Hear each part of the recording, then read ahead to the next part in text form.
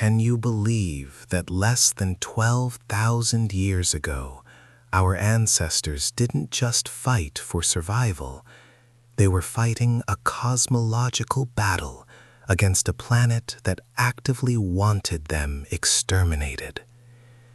This isn't a history lesson. This is the epic saga of the few who stood defiant against the ultimate killer, the Great White Silence of the Ice Age.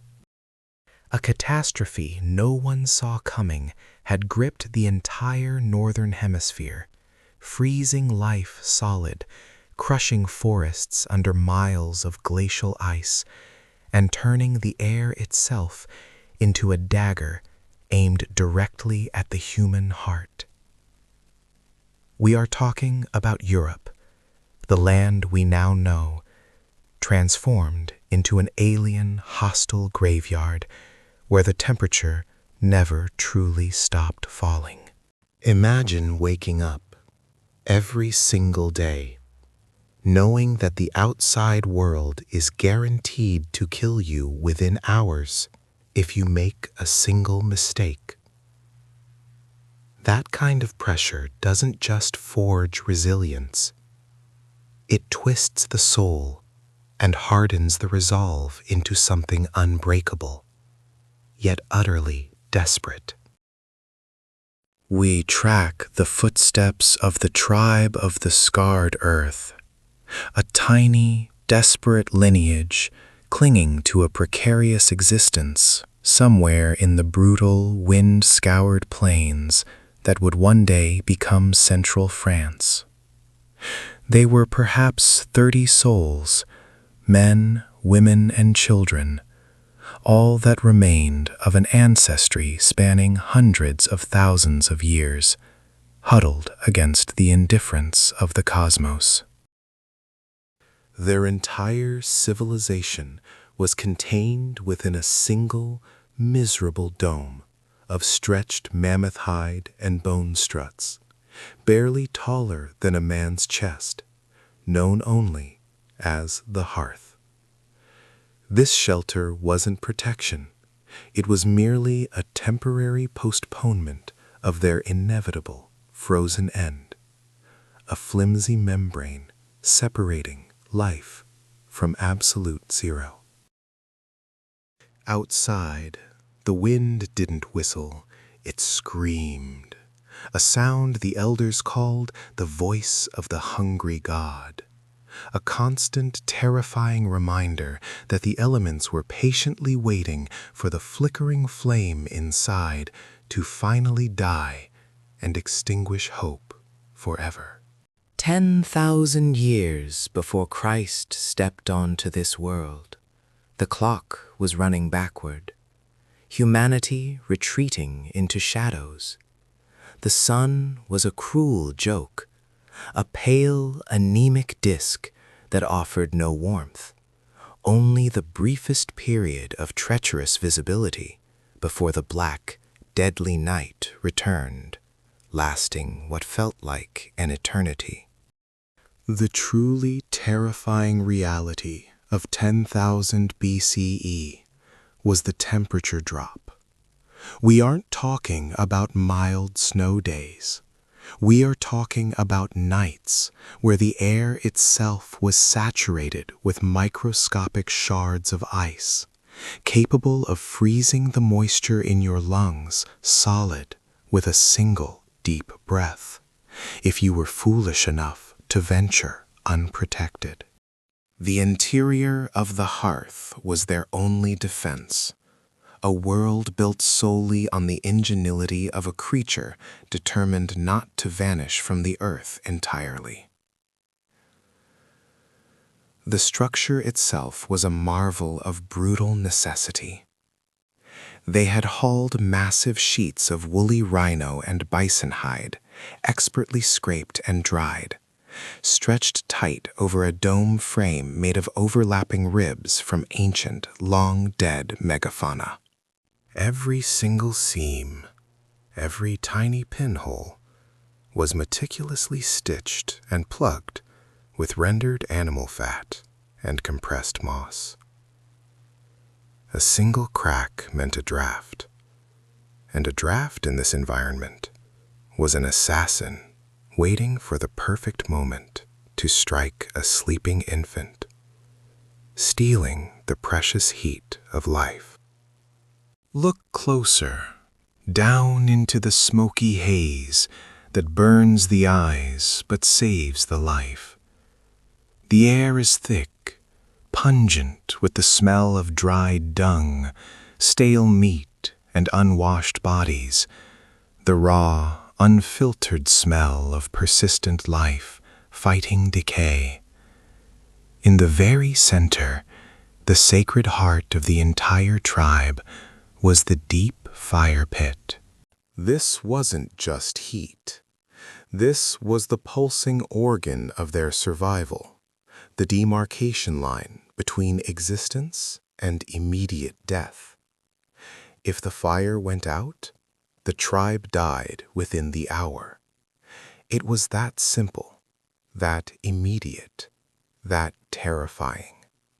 And every member of the tribe of the scarred earth understood this truth from the moment they drew their first frigid breath. The fire demanded constant, unrelenting sacrifice.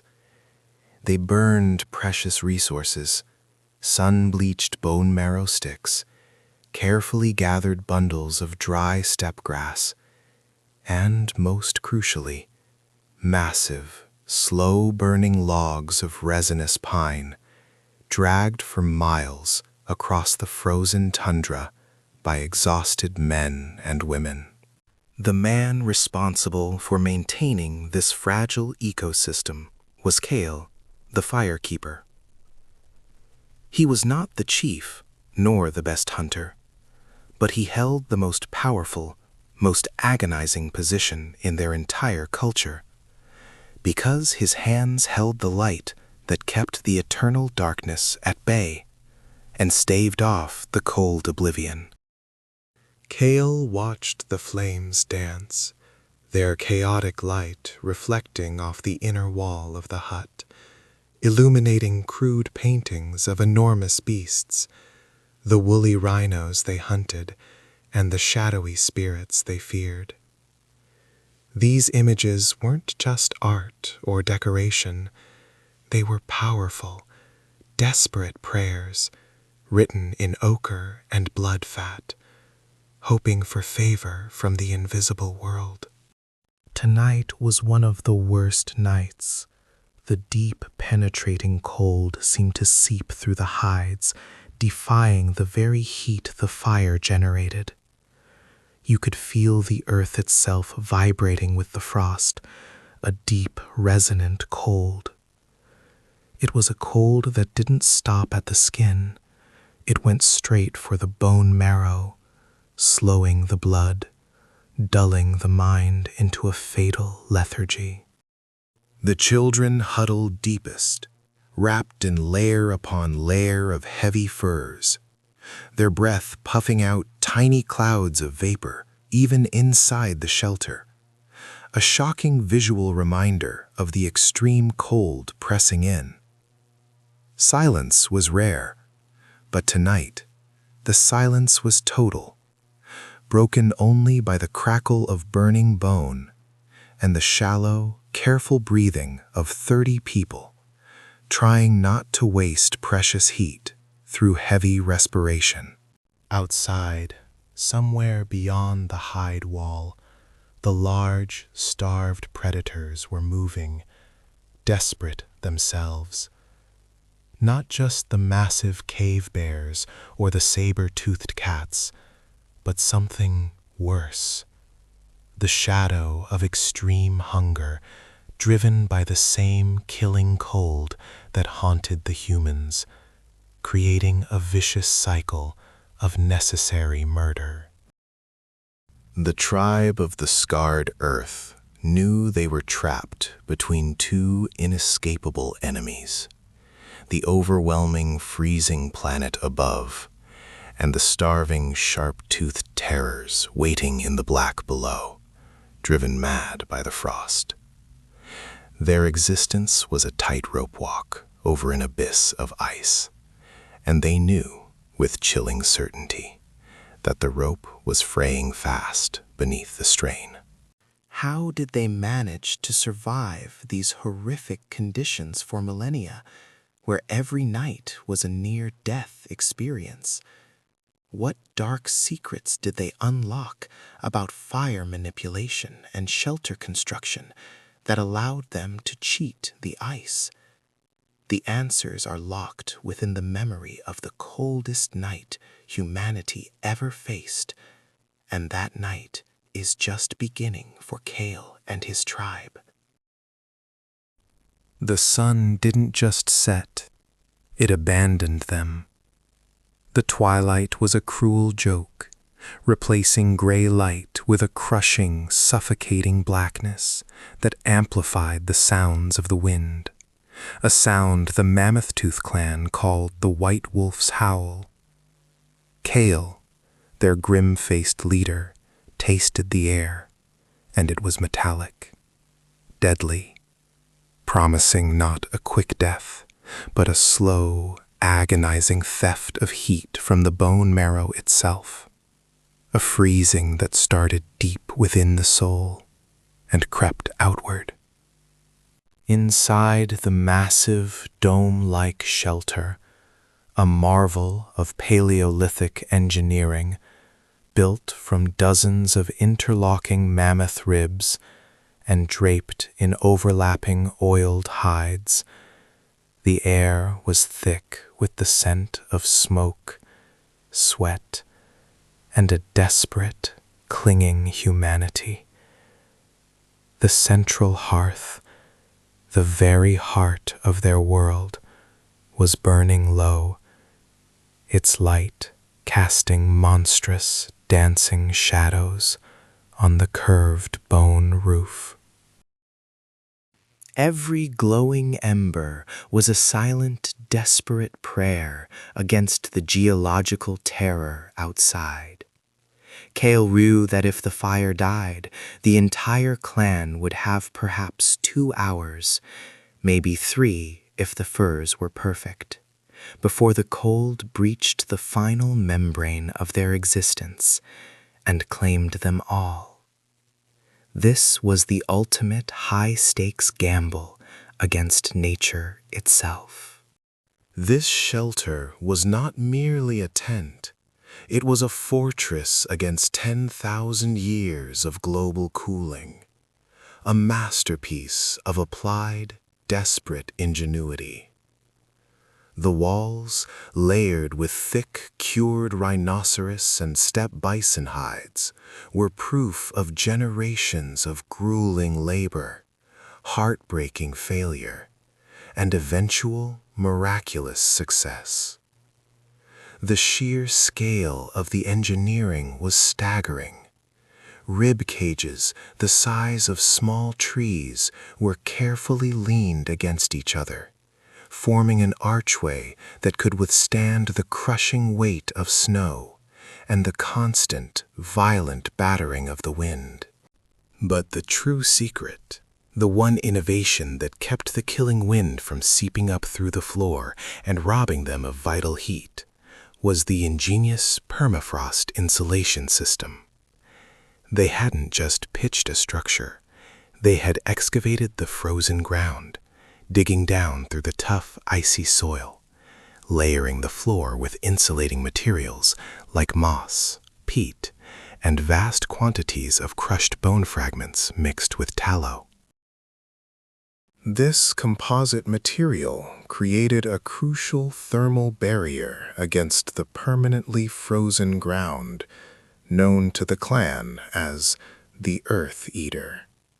This barrier was the difference between life and immediate, crystallized death. Yet, the White Wolf was relentless, finding the smallest, microscopic gaps where the hides didn't quite overlap, sending tiny, silent daggers of frigid air that cut through their thick furs like scalpel blades, demanding constant repair and vigilance. The crisis intensified, centering not on the wind, but on the resource that defied it, the fuel. The great tragedy of the Ice Age was that the very material needed to keep them warm was often the hardest to secure. They rarely used actual wood, which was a precious commodity, scarce and stunted in this vast icy steppe. Their primary fuel source, the lifeblood of the Mammoth-Tooth clan, was the slow, steady burn of massive animal bones. Specifically, they relied on the highly caloric fat and marrow trapped within the femurs of colossal mammoth and sturdy woolly rhinoceros. These bones were not just fuel, they were stored solar energy, meticulously scavenged, hauled back over miles of treacherous, brittle ice, and dried over weeks in the sun. Every bone was priceless. Rorik, Kale's eldest surviving son, a young man scarred by the brutal memories of the previous winter, was hunched by the dwindling pile, meticulously rationing the remaining reserves. He knew the unspoken law of the winter. Waste a single sliver of bone marrow, let a single ember cool unnecessarily, and you might cost a child their life. The pressure was immense, a silent weight, heavier than the mammoth bones themselves. Survival wasn't just physical, it was a psychological torture test, a constant calculus of risk versus reward. To keep the precious internal heat, they had to severely limit the ventilation. The smoke hole at the very apex of the Schefter, the critical vent, had to be managed with terrifying precision. If it was too open, the heat escaped into the void, and the wind funneled down, turning the hearth into a death trap of swirling cold. If it was too closed, the poisonous smoke, the silent killer known only as the sleepy air, carbon monoxide, would fill the chamber, promising a gentle, irreversible slide into unconsciousness and hypothermia. This was the constant, maddening choice of Paleolithic life: freeze to death or be poisoned into oblivion. Kale had to force himself awake every hour, shaking the sleepers nearest him, checking their shallow breathing. The bitter taste of the smoke, a constant reminder of the tightrope walk they performed every single night. The infants and the elderly, already weakened by chronic malnutrition and the inevitable, persistent sickness that plagued every winter, were the most vulnerable to the sleepy air's cruel embrace. The older women of the clan, the vital keepers of ancient tradition and processing secrets, were constantly scraping the last vestiges of tallow from the drying animal skins, mixing it with dry moss to create slow-burning, heat-intensive fire starters, the ultimate embodiment of resource maximization and human tenacity. Every breath inside the shelter was an act of defiance, a statement against the overwhelming power of the frozen planet. But then, the low, rhythmic roar of the white wolf changed pitch. The cold outside didn't just freeze water, it sharpened every sound, turning the landscape into a massive, fragile drum. Every snap of ice, every distant crackle of frozen ground was amplified, carrying straight through the hide walls with terrifying clarity. Suddenly, there was a sound that was undeniably guttural, low to the ground, and massively mammalian. Kale's spine instantly turned to ice. his hand instinctively gripping the heavy, polished flint axe he kept tucked beside his sleeping furs. He didn't need to see the threat. He could feel the shift in the air, the collective primal terror rising from the sleeping forms around him. The scent of the fire and the roasting, meager pieces of meat, while providing life, was also a beacon, a neon sign flashing warm meat inside to the true kings of the Ice Age night, the cave lions. These magnificent, terrifying beasts were 3 times the size of any modern cat, colossal shadows made of muscle and pure, desperate hunger. And the deep, unrelenting cold only made them bolder, more reckless. Their massive, padded paws were silent on the snow, but Cale could feel the vibration through the meticulously laid permafrost floor insulation. They were circling the shelter, testing the hides, their intent unmistakable.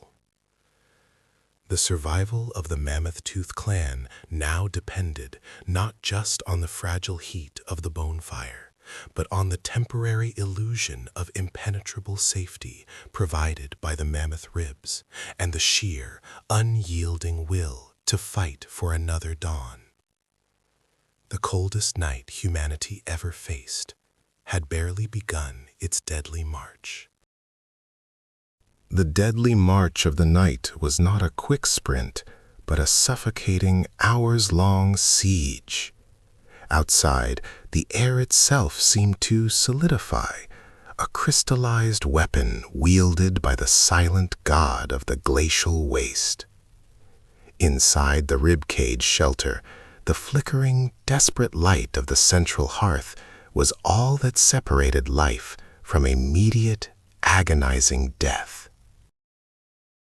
Every breath drawn was a calculated risk. The temperature differential was so severe that moisture condensed instantly on the underside of the hides, turning the inner ceiling into a slow, chilling rain of ice and water vapor, threatening to douse the precious flames at any moment. The shaman, Cale, knelt by the fire, his ancient eyes tracking the height of the flames with the anxiety of a man watching a burning fuse. Their lives were tethered to this hungry beast, the fire, which demanded constant, agonizing sacrifice. They had painstakingly gathered all the available dry willow and stunted pine before the blizzard hit, but wood burns fast, a quick, glorious conflagration leading only to an earlier, frozen end. Cale knew the secret weapon against the eternal dark was not wood, but the dense, solidified energy of their kills, mammoth and reindeer fat mixed with pulverized marrow bones. This gruesome, smoky concoction, packed into shallow skull bowls and lit by small wicks of woven plant fibers or dried moss, provided a steady, intense heat and a light that lasted through the terrible hours, a grim, flickering victory over the absolute blackness. This fat lamp, the Quilic of their descendants, was the engine of their survival, but its fuel stores were dwindling faster than anticipated, a terrifying countdown in the dark. Every precious lump of rendered fat was a meal stolen from their own mouths, a brutal trade-off between immediate warmth and future starvation. Survival demanded cannibalizing their own potential reserves just to make it to the next day. But the fire, their savior, was also their silent killer. The thick, acrid smoke from the bone fuel had nowhere to go in the tightly sealed dwelling, constructed to lock out every whisper of the 40 degrees Celsius wind. They needed heat, but they needed air even more, a paradox that defined every frozen moment. High up, near the apex of the crisscrossed mammoth ribs, small, painstakingly crafted vents were opened and closed constantly, managed by the oldest and most trusted members of the group, the vent keepers. Too wide, and the shelter froze, chilling everyone to the core, risking instant hypothermia. Too narrow, and the colorless, odorless boast of carbon monoxide began its insidious creep. The symptoms were subtle at first, a dull ache behind the eyes, a sluggishness that felt like exhaustion, but was actually the slow drowning of the brain. They had no scientific understanding of the gas, only the terrified knowledge that too much smoke meant a sleep from which they would never wake, a warm, deceptive embrace leading directly to the grave. The vent keepers, positioned near the roof, were the first to feel the dizziness, and their vigilance was the margin between life and mass death. The cold seeped into the very bone marrow, defying the hides and the fire. There was no true stillness allowed. Survival meant constant small motion, a restless, shivering ballet of self-preservation. Every few hours, the entire group was roused for the circulation shift, a mandated period of vigorous rubbing, stamping, and stretching inside the cramped space, driven by the chilling stories of those who simply went to sleep and woke up with limbs black and useless. They knew the danger of letting the blood slow, allowing the cold to claim the extremities like silent, tiny predators. The children, especially, were the focus of relentless attention, swaddled in multiple layers of stitched reindeer pelts, their extremities checked every half hour by their mothers, searching desperately for the telltale white, waxy sheen of frostbite, the sign that the tissue was freezing solid. Losing a finger or a toe was not merely an injury, it was a death sentence in this unforgiving world, crippling their ability to hunt, gather, or even repair the essential tools of their existence. The weight of this responsibility pressed down like the glacier itself. Mental fatigue was as dangerous as physical cold. The will to fight was the final resource, the ultimate tinder they had left to burn. Outside, the structural integrity of the shelter was under constant assault. The driving snow was not gentle powder. It was hard, wind-driven ice granules, packing down with the weight of granite, threatening to collapse the delicate framework of mammoth ribs and tusks at any moment. Every hour, the snow watcher had to risk exposure, briefly crawling out through the low entrance tunnel, a design feature critical for thermal retention, to scrape away the accumulating burden using a broad shoulder blade shovel. This was a moment of profound vulnerability, exposing the tiny group to the double threat of immediate hypothermia and the silent, hungry watchers of the long night. The scent of cooking fat and burning bone, however faint, carried far across the frozen tundra. A dinner bell for cave lions, hyper-adapted wolves, and the colossal territorial cave bears, whose massive paws could rip through the hides like parchment. They kept their spears and throwing darts, flint-tipped weapons of astonishing sharpness, ready at the shelter entrance, leaning against the frozen hide flap. They lived in the intersection of two lethal circles, the inner circle of fire and carbon monoxide, and the outer circle of ice and teeth. Their clothing was their primary defense, a masterpiece of Paleolithic engineering. They were not wearing simple animal wraps. They were clad in complex, tailored systems of layered hide and fur, tunics, trousers, and hoods, all painstakingly sewn together using bone needles finer than any modern steel, threaded with sinew from reindeer legs. These multiple layers trapped air, the best insulator known, creating a microclimate against the skin, a mobile fortress that they carried everywhere. But even the warmest layer could not resist the pervasive, soul-crushing cold of a midnight hour that seemed to stretch into eternity. They estimated the passage of time by the slow, painful burn of the bone-fat lamps and the number of times the fuel storage had been replenished.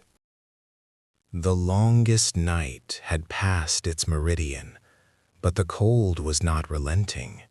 It was deepening. The pre-dawn hours, the traditional low point of the thermal cycle, were still looming, promising a level of cold that could shatter stone and steal life in mere minutes. They were survivors, yes, but they were also desperately fragile, holding on to existence by the thinnest thread of ingenuity and the desperate hope for the sun's return.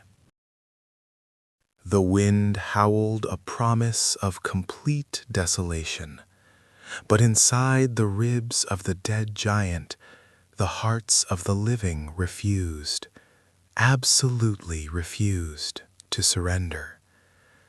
The final, brutal hours were approaching, demanding their ultimate endurance. The air outside wasn't just cold. It was a pressurized, solid wall of despair, trying to crush the very oxygen from their lungs. Inside the mammoth rib hut, the temperature differential was the only thing keeping them alive. But even that fragile barrier, built layer by excruciating layer, was failing. They could feel the invisible enemy creeping across the floor, tasting the life force within. It started as a dull ache in the soles of their feet, a subtle warning that the frozen earth beneath the insulating bedding of pine needles, dried moss, and flat stones was winning the war against the thin hide floor.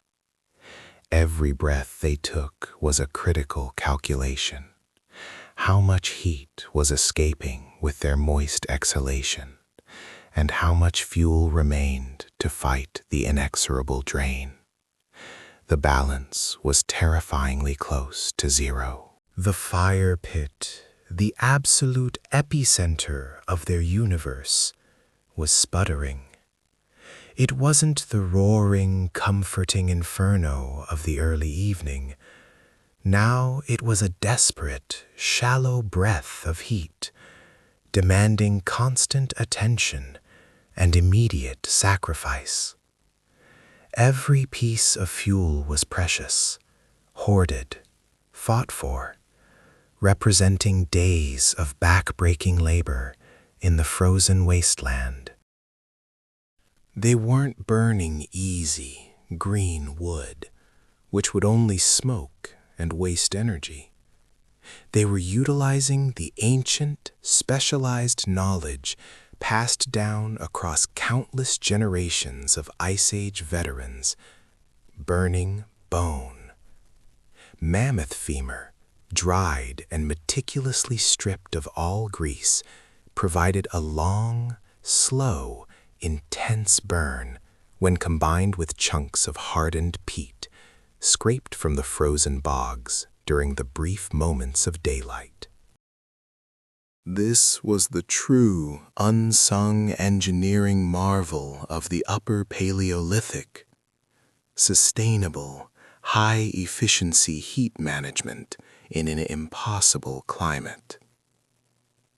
If the fire died, they died. It was that simple, that brutally final.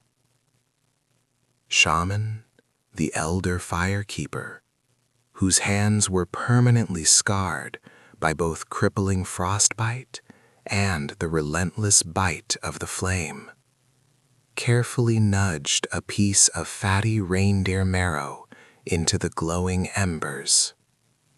The resulting crackle was a temporary cheer, a minuscule, defiant shout against the howling wind outside that sought to extinguish their very existence. But the fire only warmed the air immediately surrounding it. The true protection lay in the layers, the complex, almost miraculous architecture of their survival suits. It wasn't just crude fur draped over shoulders. It was tailored perfection, the pinnacle of early textile technology.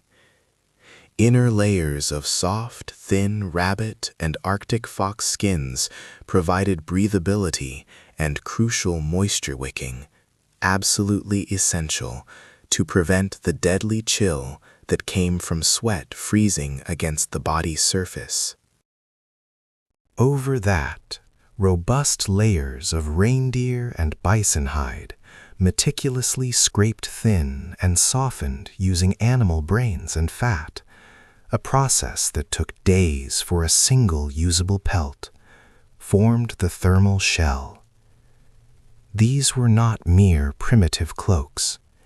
These were bespoke, multi-layered technological wonders, designed to trap every calorie of body heat.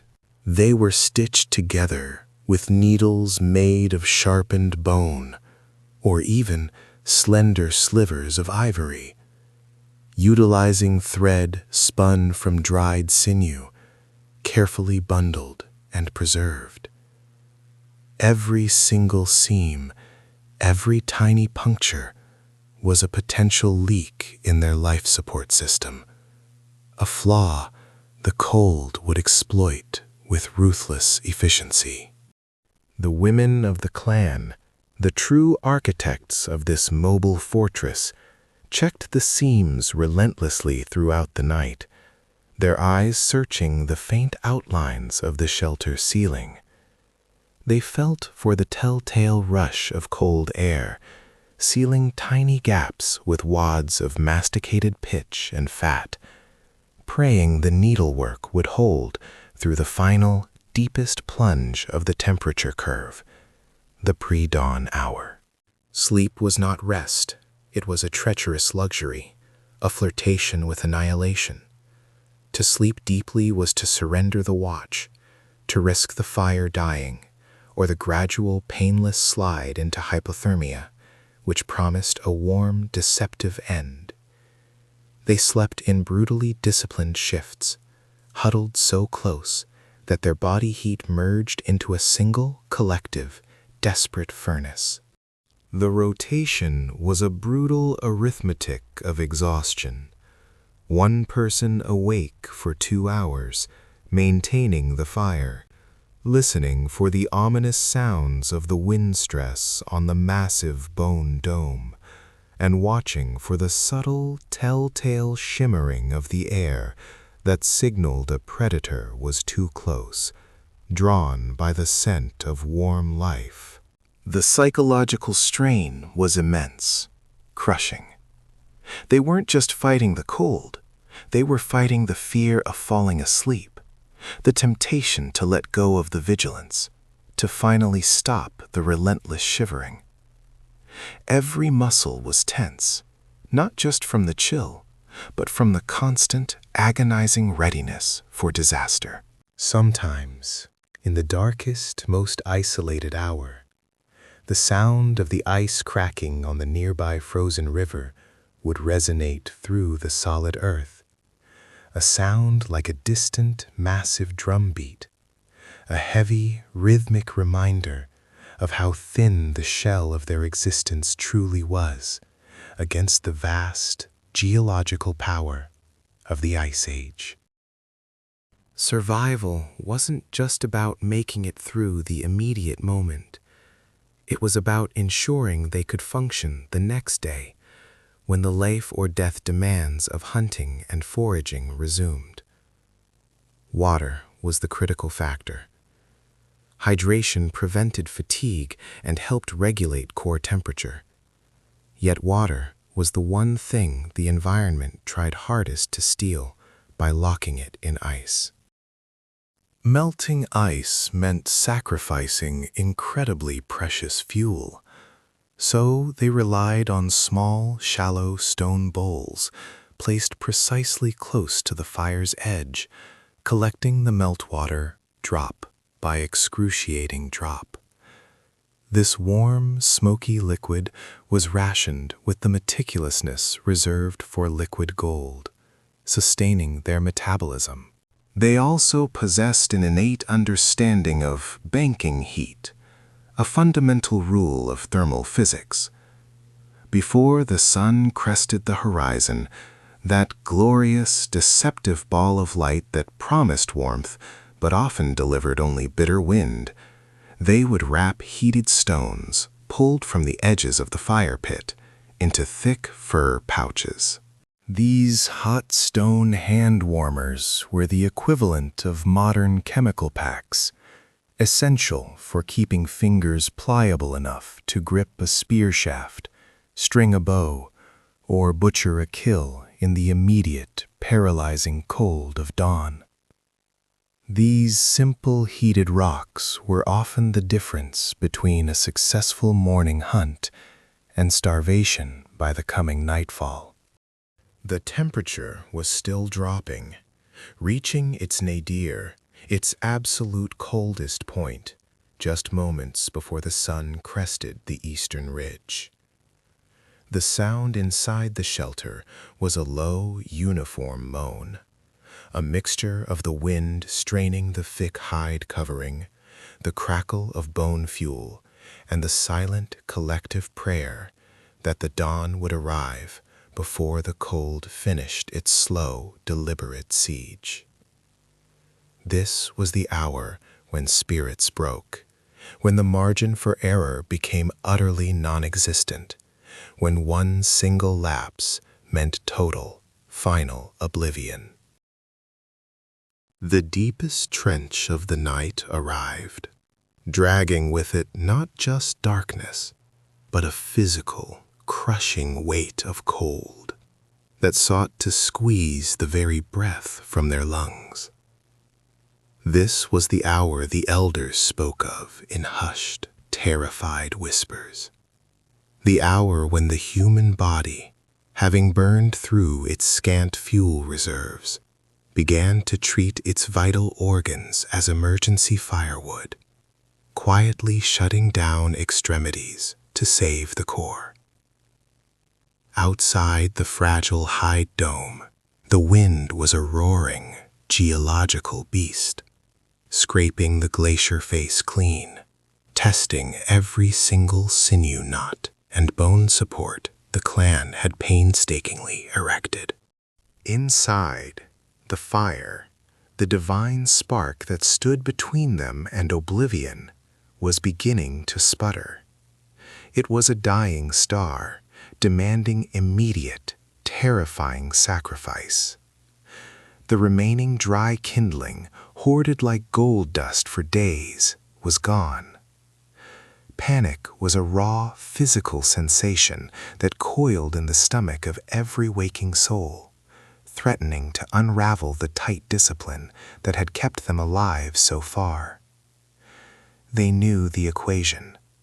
Fire dies, warmth vanishes, blood thickens. Life ceases. All within the span of a single agonizing hour. But this was not the first time humanity had stared into the void. Ingenuity, born of sheer, terrifying necessity, was the weapon they wielded.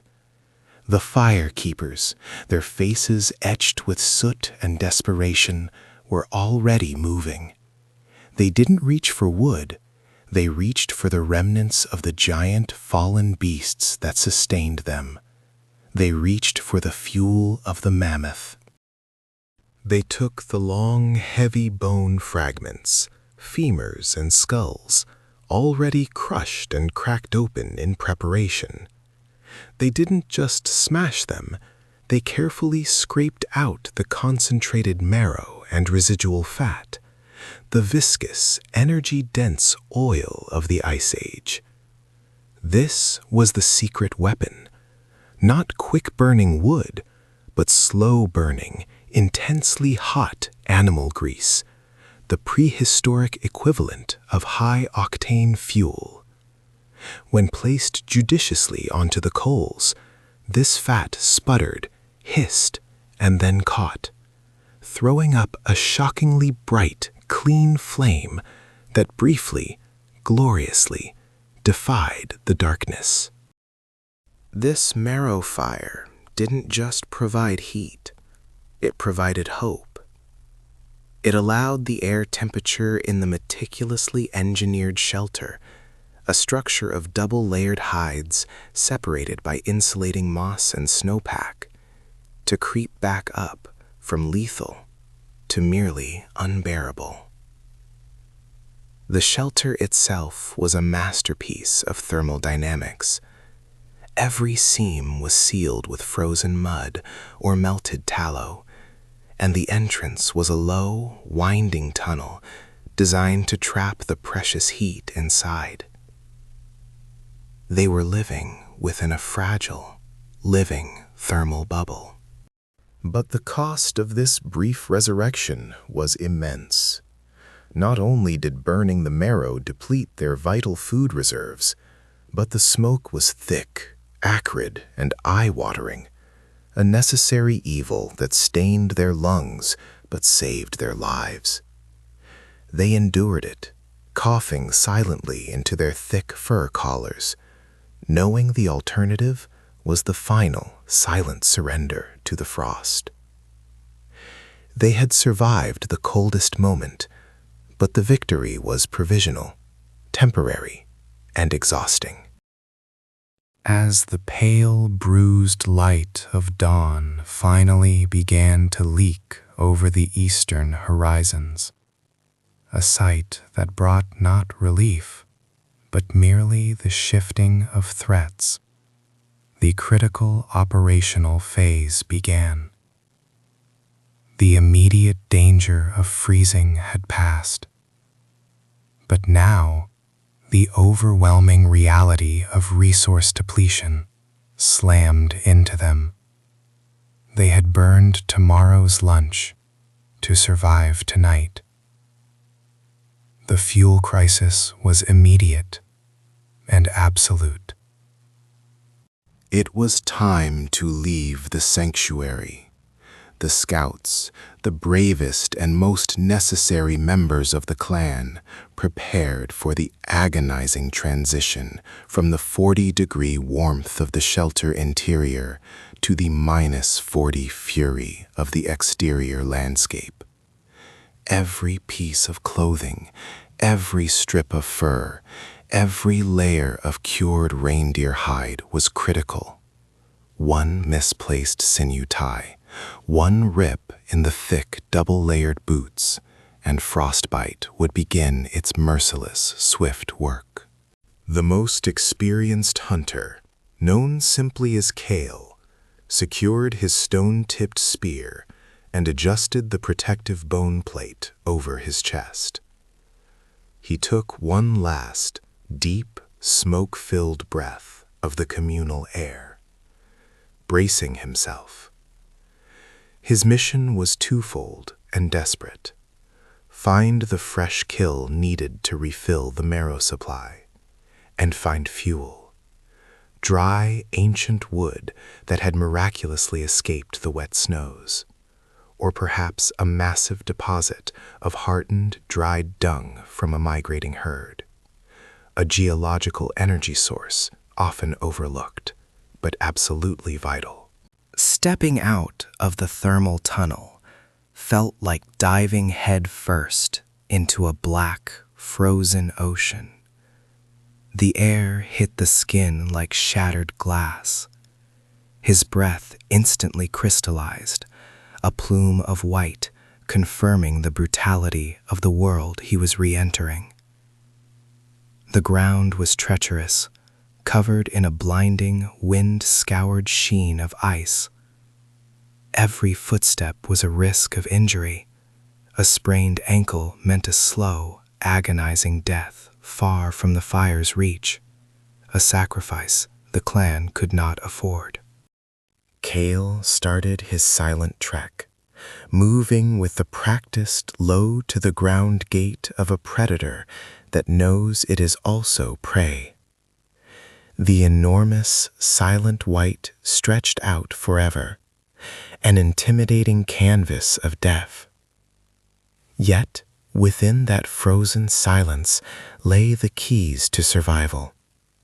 The faint residual scent of a passing woolly rhino, the distinctive dark discoloration on the snow marking potential buried tinder, the subtle shifting pattern of the wind that might carry the scent of a safe harbor or a sudden, devastating blizzard.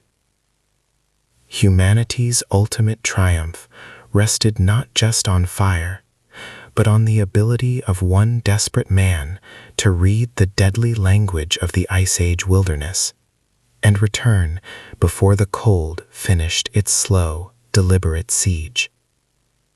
This was the hour when spirits broke, when the margin for error became utterly non-existent, when one single lapse meant total, final oblivion. The oblivion they feared had not claimed them, not yet. The dark still pressed down, a physical weight, measurable in the sheer agony of breathing the frigid air, reminding them that the atmosphere itself was trying to kill them, molecule by freezing molecule. The fire, their glorious, sputtering heart, was demanding a blood sacrifice of fuel, and the reserve piles were shrinking faster than anticipated. They had miscalculated. A harsh, sudden freeze, coupled with an unexpected, violent microburst of wind tunneling down the valley, had forced them to burn through their meticulously stacked resources at an astronomical, unsustainable rate. The elders knew the terrible truth. They had mere hours before the wood ran out completely, forcing them into a desperate, final gamble against the elements, a high-stakes decision that would define their immediate future. Kale, the elder, a man whose eyes had seen 100 seasons of ice and death, moved with a silent, heavy grace. He understood the profound difference between surviving a night and surviving an ice age. This was not simply a battle of heat. It was a sophisticated logistical war against energy decay. They weren't burning simple twigs. They were masters of pyrotechnology, utilizing the forgotten, dead heartwood of conifers, often harvested months before and cured meticulously under layers of dry stone and hide. This was the dense, resin-rich core that burned hotter, cleaner, and longer than any surface deadfall. This ancient lumber, heavy with sap-turned stone, was the gold standard of their survival economy. But the consecrated stock was gone. The only remaining fuel source was outside the protective ring of the camp, meters away, under treacherous, newly fallen snow, a distance that felt like a journey to another continent in this cold. This meant exposure. This meant risking everything on a foraging trip when the cold was at its most aggressive peak, when the shadow predators were hungriest, and when human reaction time was slowed to the pace of drifting ice. They had specialized tools forged from high-quality bone and obsidian, designed precisely for this moment of crisis. Heavy stone axes, hafted with incredible precision using sinew and pitch, were capable of splitting the frozen logs without shattering the implement itself. These were not crude instruments of the Neolithic past. They were engineered weapons in the ongoing war against the timber, sharpened to a lethal edge that could cleave ice as easily as wood. But the cold wasn't just attacking the fire. It was attacking the ceiling above their heads, their sanctuary, the massive dome built of massive mammoth hide and reinforced reindeer skin. It was slowly, mercilessly beginning to buckle under an insidious threat. The intense, moist heat rising from the hearth met the super-chilled atmosphere outside the ventilator flap, creating a treacherous layer of rime ice and snow ballast that was accumulating weight exponentially, applying enormous crushing pressure to the supportive framework. Every moment, the tension on the supporting bone struts, giant, curved femurs of extinct megafauna, increased. A single crack, one structural failure in the interlocking lattice, and the entire structure would collapse inward with a sickening crunch, instantly smothering the precious fire and burying the sleeping members in an instant avalanche of freezing debris and crushed bone. The young hunters, driven by pure adrenaline and the primal fear of being entombed alive, had to venture out in pairs. Their mission was harrowing: climb onto the slick, icy surface of the shelter and use broad, sharpened bone shovels to scrape away the weight, millimeter by agonizing millimeter. This scraping, rhythmic sound, a low sk, sk, against the taut, frozen hides, became the terrible soundtrack of the pre-dawn watch. It was a constant reminder that survival was not a state, but an action, demanded ceaselessly, every second of every hour. They moved like ghosts, their breath instantly crystallizing into frozen clouds, their skin already turning that dangerous waxy white that signaled the immediate onset of deep tissue frostbite. They had learned the ancient, cruel mathematics of exposure. Once the white turned gray, the limb was lost. Once the gray turned black, the person was lost. There was no time for sentimentality, no room for delayed decision-making. The immediate, brutal solution was often the only one: binding the affected area tightly with strips of rawhide to starve the life from the freezing tissue, saving the body by sacrificing the part. This vigilance against their own bodies was almost as taxing as the vigilance against the night itself. They were fighting entropy, fighting the natural, terrifying tendency of life to fail in spite of all efforts, in the face of absolute, overwhelming cold. The fire watchers, their eyes stinging from the corrosive smoke and their minds dull with fatigue, tracked the shadows not just of incoming hungry predators, but of the creeping darkness within their own souls, waiting for the flicker of hopelessness that preceded death. The absolute nadir of the night finally began to concede, not with warmth, but with a terrifying, anemic shift in the quality of the light, a ghostly, pale blue that seeped over the horizon. Dawn was coming, but it was a liar.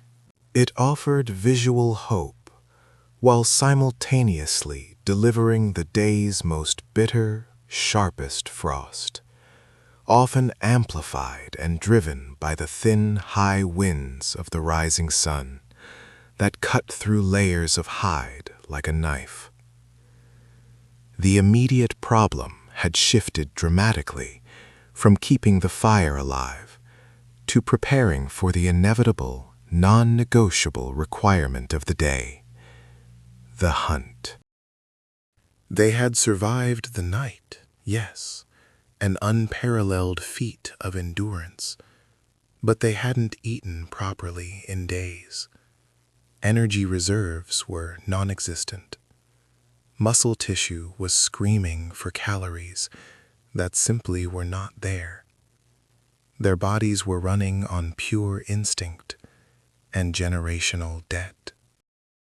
To face the sun was to face the reality of the emptiness of their stores. The greatest expenditure of energy must happen now, when they were weakest, when their hands were clumsy with cold, and when their bodies were screaming for oblivion. Failure to bring down game now, in the unforgiving light of the frozen steppe, meant they would starve, slowly and surely, before the next sun set. Kale gathered the strongest of the remaining young men. There was no time to speak of fear, no time for ritual. They spoke only of direction, of the faint, distant tracks seen 2 days prior, of the dangerous promise of the migrating bison herd. This was the ultimate trade. Trading the near-certain death of the slowly freezing camp for the high-octane ballistic risk of the mammoth steppe.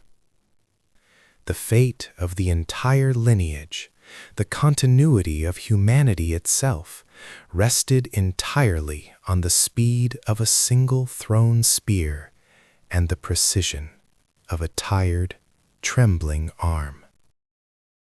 The air cracked like frozen glass. For one agonizing, eternity-long second, the world held its breath, waiting for the verdict of the single, desperate throw. The obsidian point, hafted to the powerful spear, found its mark, not in the muscle, which would only provoke a death charge, but in the soft, vulnerable space behind the massive ribs. A perfect surgical strike aimed for the lungs, flooding the beast with its own life. The giant Ice Age bison, a creature the size of a small car, shuddered. Its roar of fury was instantly strangled into a ragged, hollow gasp that echoed across the dead white plains, a sound that meant either salvation or ultimate doom for the human hunters who stood exposed, their only defense now the sharpened stone blades they drew from their belts. The moment the colossal body hit the ground, shaking the permafrost beneath their feet, the adrenaline rush died and was replaced by a cold, terrifying efficiency. There was no time for celebration. The true work, The brutal race against the scavenging elements and the instant freeze had just begun. Kalen, the most experienced, immediately began the brutal field dressing, his hands moving with the speed of desperation, knowing that in this sub-zero cold, the surface temperature of the muscle would drop faster than a rock thrown into the abyss, making cutting impossible within the hour, locking the meat inside an armored casing of ice. They didn't just need meat for the day. They needed the pure, dense fuel that would keep the tribe alive through the months of darkness. The fat. Ice Age fauna possessed a massive layer of subcutaneous fat, often 50, Using specialized barons, small, exquisitely sharpened stone tools designed for precise slicing, and heavy chopper stones, they segmented the massive carcass with practiced brutality. Every incision was a prayer, every strip of hide a non-negotiable treasure. The hide itself, thick and armored against the cold, would become the next layer of the shelter, or the ultimate winter cloak, defending against the wind that could steal body heat faster than a cave lion could steal a kill. The massive tongue, a delicacy packed with nutrients, was swiftly removed and guarded. The air was so sharp that the vapor from the warm blood immediately crystallized, turning the scene into a tableau of steam and crimson on the blinding snow. They worked in utter silence, a primal, rhythmic ballet of survival, dividing the spoils into manageable, terrifyingly heavy loads. They prioritized the organs and the precious sheets of fat reserves first, knowing the weight of their burden might slow them down enough to expose them to nocturnal shadows that were already beginning to gather on the horizon, patient and hungry. Hauling nearly a ton of fresh kill, even quartered and stripped of the heaviest bone mass, back across the uneven, frozen landscape was a Herculean task designed to shatter human endurance. Each step was a treacherous gamble on the polished, icy surface of the frozen riverbeds they had to cross, where one mistake meant instant, agonizing injury. The hunters used simple sledges crafted from intertwined willow branches and rawhide thongs, pulling against the straps that cut raw trenches into their already frozen shoulders, their muscles screaming from the exertion under the heavy, insulating fur clothing. This was the true tax of survival: sheer, unadulterated physical pain, multiplied by the relentless, invasive cold that sought out every weakness, every drop of sweat that would soon turn to instant, fatal ice against the skin, dragging their core temperature into lethal territory. They couldn't stop. To pause for too long meant freezing in place. To drop the load meant starving the clan.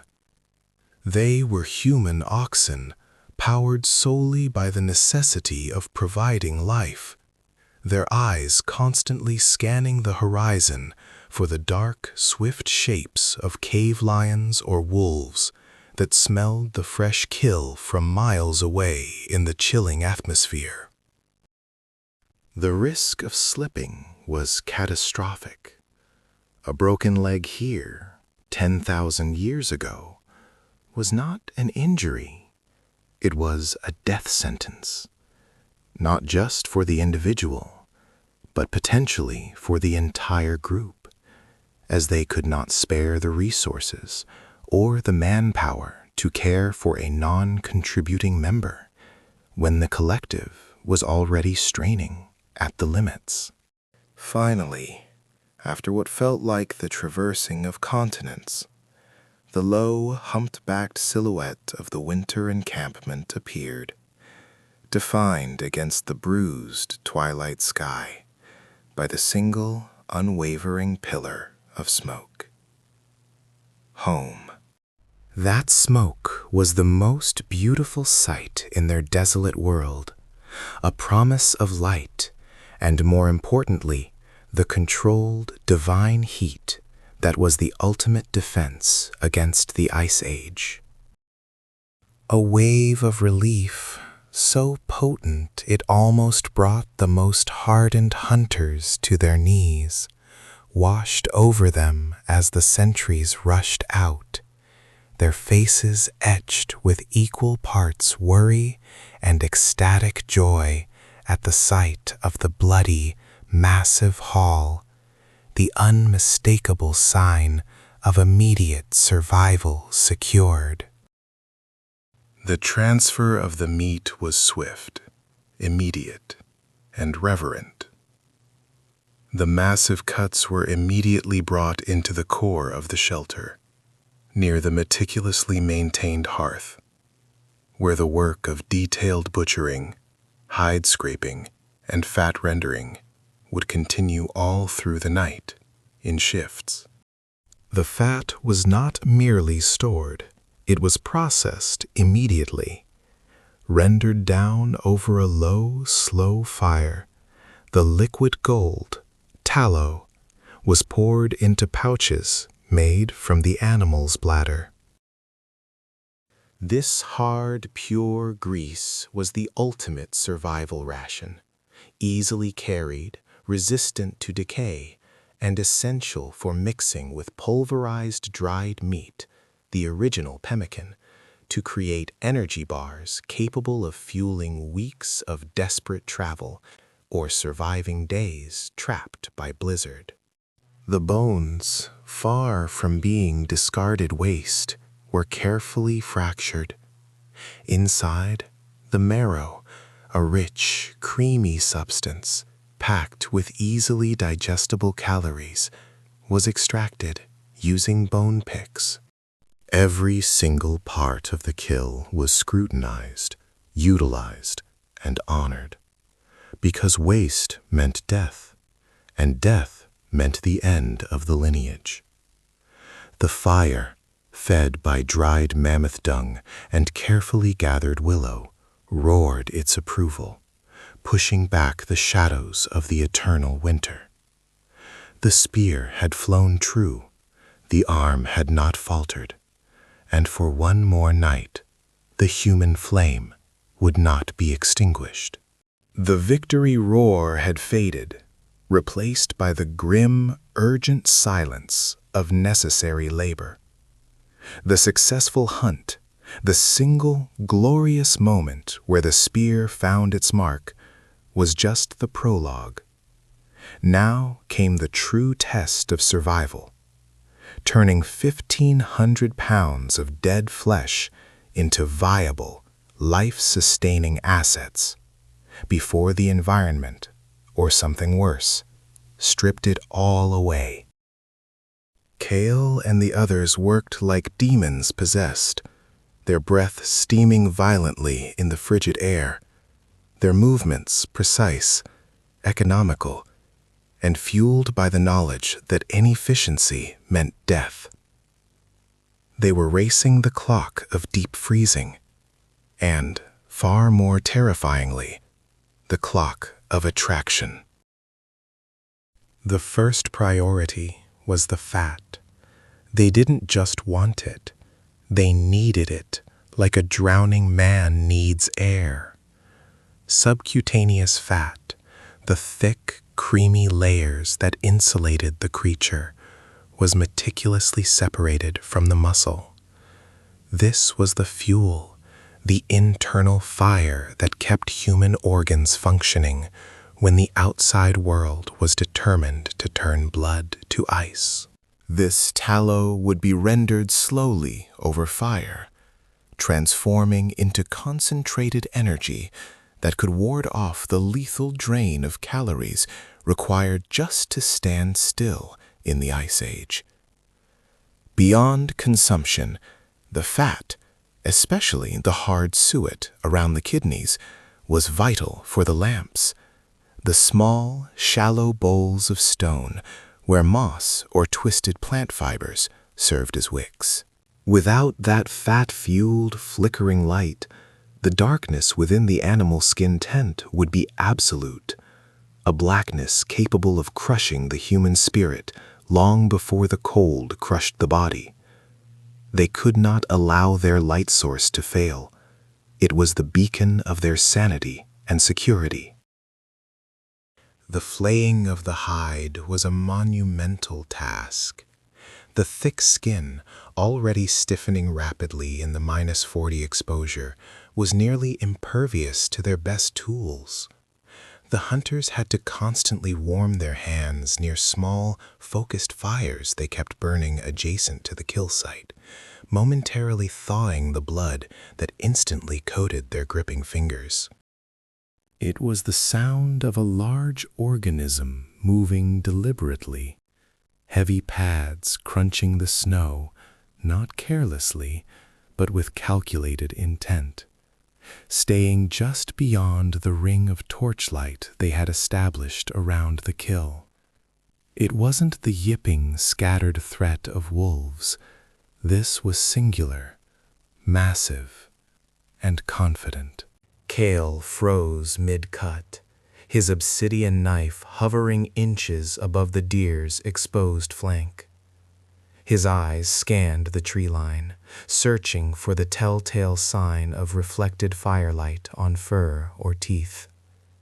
His jaw clenched tight, tasting the fear, but suppressing it instantly, replacing it with the cold, hard certainty of impending conflict.